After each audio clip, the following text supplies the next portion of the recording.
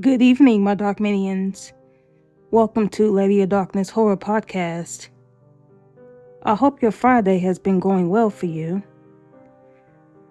To top it off and make it a little bit more creepier, and add just a shade of darkness to it, I have another tale from the Creepypasta Wikia.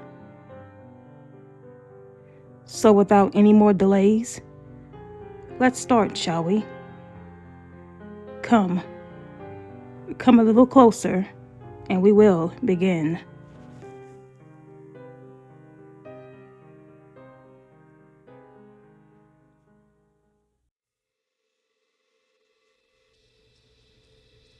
Scarlet hated being grounded, but with her overprotective mother, it was a common thing.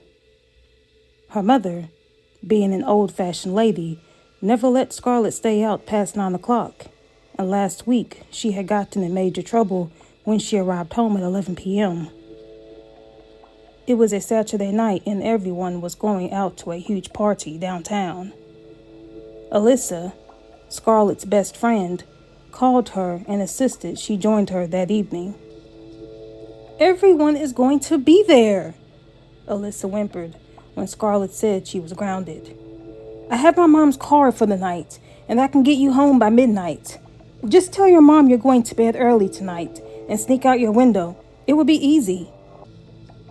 Scarlet thought this through, and she concluded that she simply could not miss out on the party of the year. Alyssa was one hell of a persuader. "All right," Scarlet said. "Pick me up in an hour." This was the first time she ever snuck out. She couldn't help but feel bad about lying to her mom, but she figured she'd get over it. She looked in the mirror. Her long, dark hair fell at her waist. "I can do this," she thought to herself. Though she'd been reluctant at first, the risk of what she was doing now filled her with excitement. An hour later, Alyssa arrived, according to the plan. Scarlet carefully opened her window and slipped outside, tiptoeing to her friend's car. When they arrived downtown, it felt like they weren't even in the right place. The street where the party was supposed to be was disturbingly quiet, and the streetlights were either dimmed or shut off completely. As they slowed down, they found a huge place next to an abandoned warehouse. This had to be the party. All the other buildings were dark and empty, but this one was brightly lit, with music booming through the walls. They parked nearby and got out of the car. As they walked up to the entrance, they were surprised to find that there were no doorman or guards standing in front of the entrance. All it had was a raggedy old banner that said, "Welcome," in big bold letters. When they went inside, they saw hundreds of people dancing and drinking. The music was extremely loud and pounded through Scarlet's heart. Alyssa and Scarlet searched for the classmates that had told them they would be there, but they could not find one familiar face. Alyssa, however, did not care and told Scarlet this was one of the coolest parties she had ever been to. Scarlet wasn't sure if she was scared or not. Some people's faces looked warm and kind, like the blonde girl who'd waved at them when they first came in.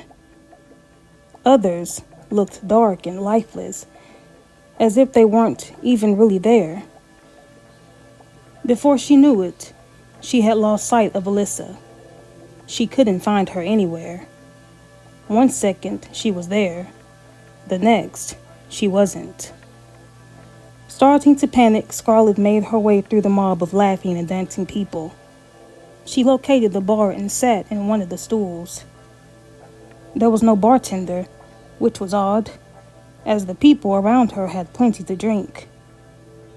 Where had they gotten it all? She felt uncomfortable and angry at Alyssa for ditching her. Now all she could do was sit and wait for Alyssa to hopefully come back to her. It was clear that this party was not the party everyone was going to. She figured Alyssa had just made that up to trick her into going. Alyssa had always had unusual friends and often hung out in strange places, so her pulling something like this didn't surprise Scarlett much. She cursed Alyssa under her breath and just stared off into the dance floor. Her mind must have been playing tricks on her. She could have sworn that the people's faces would change while they were dancing. It only happened for a fraction of a second, but it seemed that their faces would morph into a disturbing, demonic face with big black eyes and a deformed mouth. However, when she would blink, their faces would be back to normal. She didn't understand. She wasn't drinking, nor doing drugs. Why would I see these things? She thought, confused. She tried to convince herself it was just her imagination, but the chills were already starting to run down her spine, and she knew that it was no use.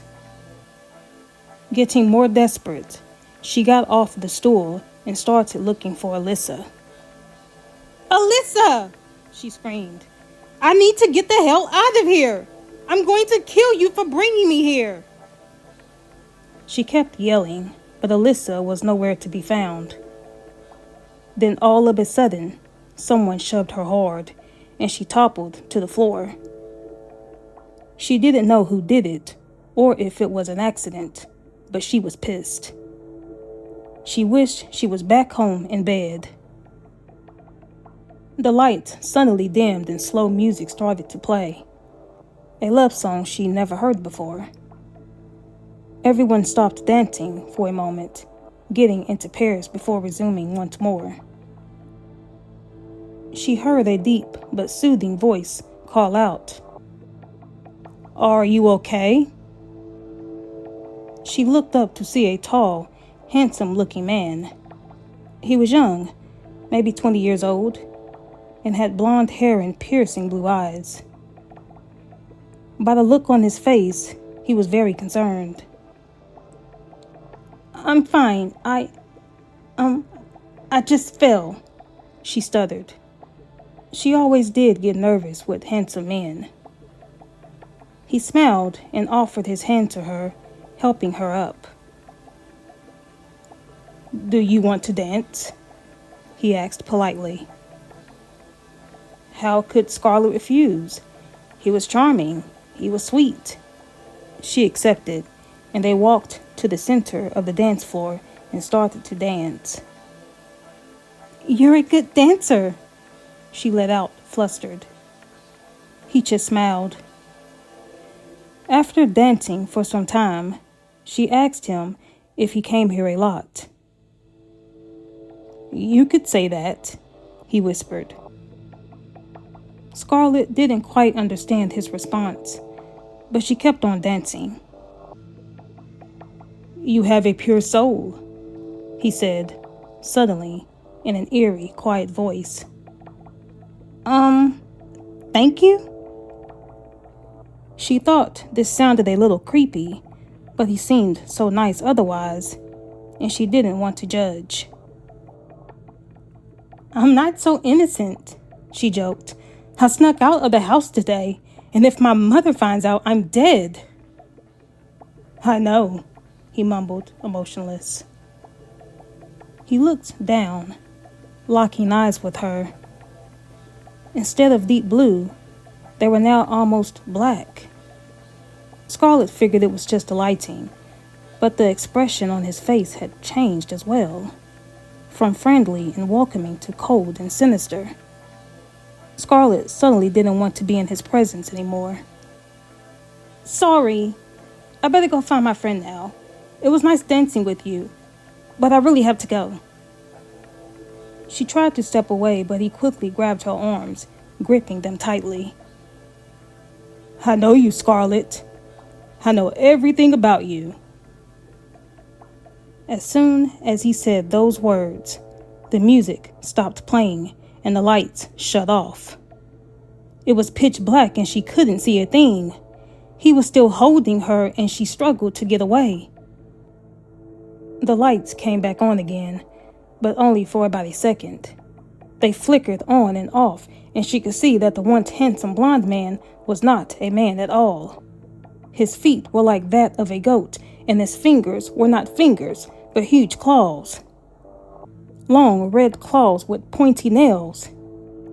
He had huge horns, and his face was horrible, resembling some sort of goat with red fur and huge black eyes.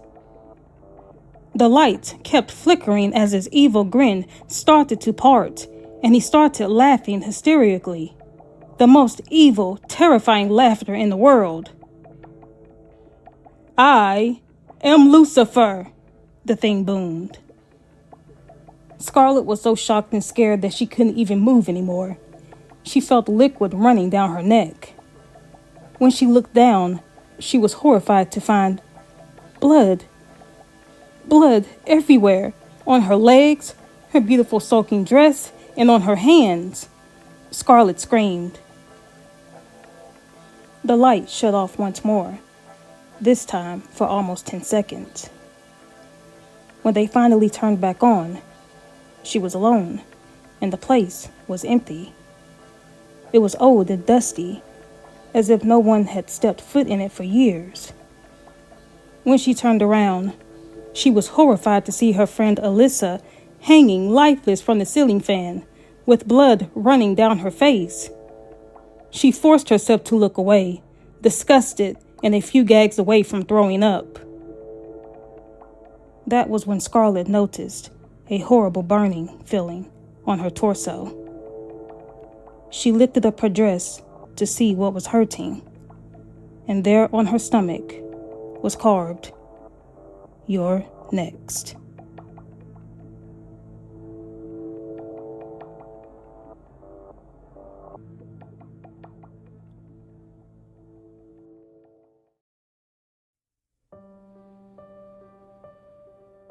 Let me know what you thought of that dark tale, my dark minions. If you enjoyed this tale, be sure to leave a comment below and like this video. This does help others find my channel and dark universe as well. If you've just discovered my dark universe, welcome. Feel free to hit that subscribe as well as bell icon so that you never miss a new story anytime I upload. If you would like to follow me for future sneak peeks on social media, I am Lady of Darkness on both platforms, YouTube and Facebook. As usual, before closing, I would like to send out a special appreciation of thanks to all of you who continue to support this channel.